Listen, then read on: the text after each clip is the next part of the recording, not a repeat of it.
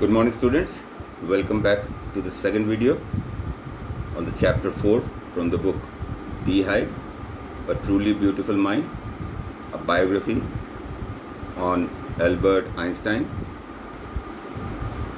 We had covered the first two paragraphs. Now later we move ahead with other paragraphs.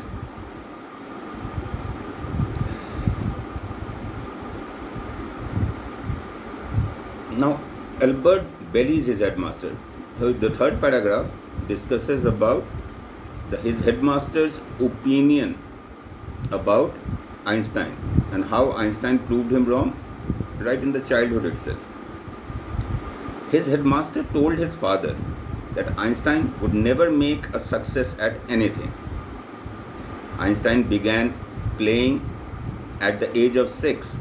On the insistence of his mother, he started learning how to play violin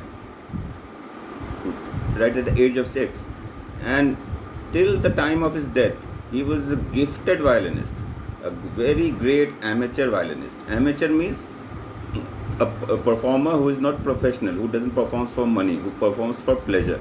So one who performs for pleasure is amateur, one who plays for pleasure is an amateur player, and one who plays to earn money to support his livelihood, that's a professional player. So professional and amateur. Professional being to earn money, amateur means to please oneself. So the headmaster felt he would be good at nothing, he would make success at nothing, and right at his childhood he became a gifted violinist. This showed that he had some talent which people were unable to notice. Now the next paragraph talks about his turbulent school times. He left his school for the good. Einstein was not a bad pupil. He joined a high school in Munich. He scored good marks in every subject. He clashed with his teachers. He did not like strict discipline and order in the school. He left school for good at the age of 15. What happens here? He turned out to be quite contrary to the opinion of his headmaster. He turned out to be a good student. He scored good marks in almost every subject. But he had a problem. He didn't like the strict discipline system followed in the German schools. Hence, he often clashed with his teachers. He refused to follow those rules, or he refused to follow the set patterns that were set for teaching by the then teachers. You will, as I told you in the previous video, you will learn more about it in Standard 11, where the school incidents have been mentioned, the argument with the teachers have been mentioned.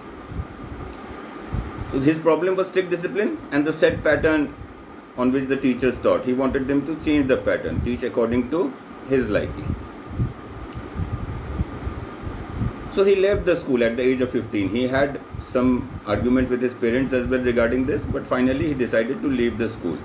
Now the next paragraph talks about his moving on to Switzerland. A year before his parent had moved to Milan, that left him with relatives. He was able to continue his education in Switzerland. Why Switzerland? Switzerland was far more liberal. That was one reason. And the second reason being, the medium of education in Switzerland was German. So it suited him. He moved over there. Then he went to university. After passing the school, the next paragraph deals about his days in university. Einstein was highly gifted in mathematics. He was interested in physics too. He decided to study at the university in Zurich, again Switzerland. Right. As a child, he was very good at maths, extraordinary in maths, and he was interested in physics as well. And he decided to pursue his further higher education in the university in Zurich. Now, like every teenager youngster, he too fell in love. The next paragraph discusses about his love life. He had a special interest in a fellow student. Her name was Mileva Maric. She was a clever creature. She was a Serb. The university in Zurich was one of the few universities in Europe where women could get degrees. Therefore, she had come to Switzerland. The couple fell in love. However, their love was expressed in silence. They were not very vocal about the affection towards each other. The picture you see is of Mileva Maric. What attracted him to Mileva Maric was A. her interest towards a progressive career. He left Serbia and came to Switzerland to get a degree despite being a woman. That's one thing that impressed her. And she was very intelligent, clever creature, as in intelligent. And she was also interested in arts and literature. She was not a typical bookworm. So they both fell in love with each other. And their love letters, which are testimony to their love, although they were not expressive or public about their love life. Right?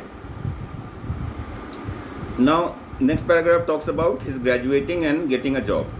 At the age of 21, Albert Einstein got his university degree.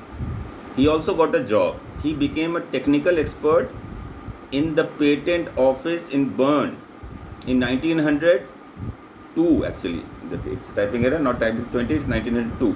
He was also actually developing his own ideas in secret.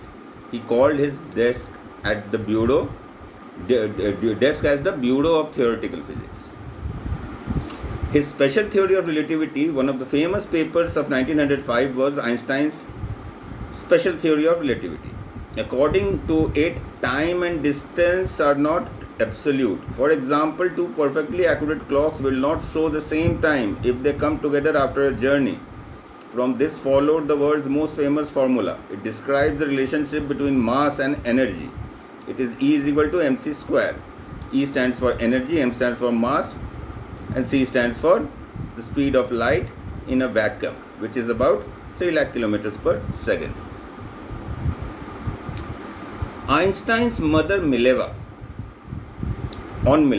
what was the Einstein's mother's opinion on Mileva Maric? Einstein was solving the most difficult problems in physics. His private life was starting to fail. He wanted to marry Mileva, but his mother was against it. She thought Mileva was too old for him. She was 3 years older than him. She was also bordered by Mileva's intelligence.